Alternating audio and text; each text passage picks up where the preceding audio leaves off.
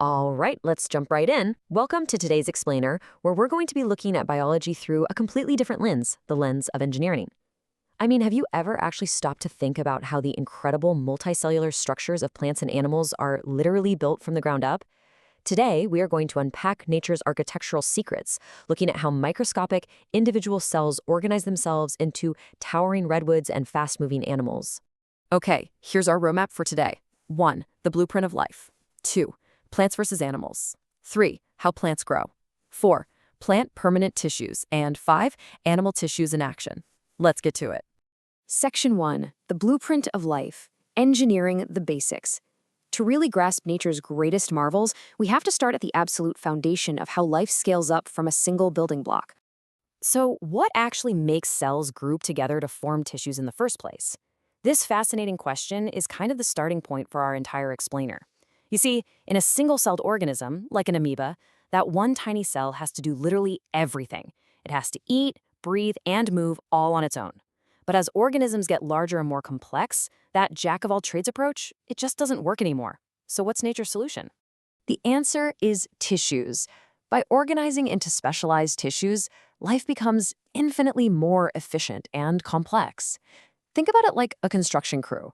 You wouldn't hire one person to be the electrician, the plumber, and the framer, right? A multicellular organism does the exact same thing. It creates specific groups of cells to handle specific tasks. This division of labor is, well, it's the ultimate biological life hack. Moving on to Section 2, Plants versus Animals, two different survival blueprints. While plants and animals both use tissues, they're solving entirely different survival problems. It's amazing how perfectly form follows function here. Plants are stationary, right? They're essentially these giant solar-powered machines that just need to stand tall to catch the sun. Therefore, their engineering relies heavily on rigid armor, strong cell walls that provide that upright support. Animals, on the other hand, we're mobile hunters and foragers. We require a flexible scaffolding without those rigid cell walls, so we can actually move quickly. Two completely different lifestyles and two completely different structural blueprints. Section 3, How Plants Grow, the Meristematic Machines. Focusing strictly on the plant kingdom for a minute, if they're built out of this rigid armor, how do they actually manage to get bigger? Well, plant growth isn't just random. Unlike animals, which generally grow all over their bodies until they reach maturity, plants grow in very specific ways, at very specific locations. They increase their length to reach deeper for water and higher for light. They increase their girth, or thickness, to support that new height. And they have remarkable systems for regrowth after damage. Doing all of this requires highly active, specialized cellular engines called meristems, working on these three specific axes. Consider a classic experiment that proves this beautifully. Imagine you've got two jars with onion bulbs resting on top, and their roots are growing down into the water. For the first 3 days, both sets of roots grow perfectly. But on day 3, if you snip the very tips off the roots in jar B, guess what happens on day 4? Jar A just keeps right on growing, but jar B stops entirely. This brilliantly illustrates that plants don't grow uniformly. The growth engine is highly localized. Those active engines located right at the absolute tips of the roots and the shoots, we call those apical meristems. By simply slicing off that tiny root tip in our experiment, we removed the apical meristem, which completely halted the plant's downward engineering process.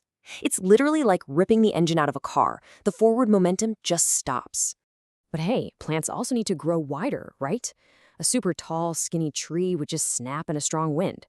That's where lateral meristems come in. Located in a ring inside the stem, these cells divide to produce new cells inside and out, in these concentric circles. This lateral growth expands the tree's thickness year over year, creating those beautiful annual growth rings we can count to discover exactly how old a tree is. Okay, so we've seen how they grow long and wide, but that leaves a pretty glaring question. If growth only happens at the tips, how does grass survive the lawnmower? Why doesn't chopping the top off your lawn permanently kill it? Nature engineered a brilliant backup system called the intercalary meristem. Located lower down at the base of the leaves, or internodes, this hidden layer of actively dividing cells acts as an emergency regeneration engine. It allows plants like grasses to quickly bounce back and continue growing even if their apical tips are completely chopped off by a lawnmower or a grazing animal.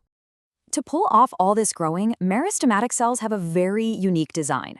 Because their literally only job in the world is to multiply as fast as possible, they are incredibly streamlined. They have thin walls, dense cytoplasm, and get this, they don't even have vacuoles. Vacuoles are usually for storing food or waste, but these cells prioritize rapid, continuous division over storage. They are pure, unadulterated growth machines. Section 4. Plant permanent tissues. Differentiation into specialized tools. Once those new cells are generated by the meristems, they can't just divide forever. They undergo a transformation process called differentiation to become highly specialized permanent tissues. Let's dive into the structural hierarchy by looking at the 3 main types of permanent tissues that actually keep a plant alive. Once a cell stops dividing, it gets assigned to one of 3 vital departments: protecting the plant, holding the plant up, or moving supplies around. The very first line of defense is the epidermis. Think of it as the plant's ultimate weatherproofing system. It's a tightly packed single layer of cells, often covered in a waxy, water-resistant substance called cutin. But it's not a solid, impenetrable wall. It features tiny, dynamic pores called stomata.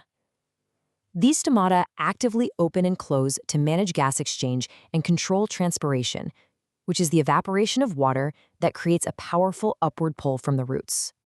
Next up, the plant needs structural support. When comparing these simple supporting tissues, we see a brilliant engineering trade-off. You have parenchyma, which uses a chemical called pectin to provide bendable, rubber-like flexibility. Think of a green, living stalk swaying in the wind. Then you have sclerenchyma, which relies on dead cells with incredibly thick walls filled with a rigid cement called lignin. This provides concrete-like strength, forming things like tough seed coats and hard coconut husks. It's flexibility versus ultimate durability. Finally, the plant needs a logistics network to handle complex plumbing.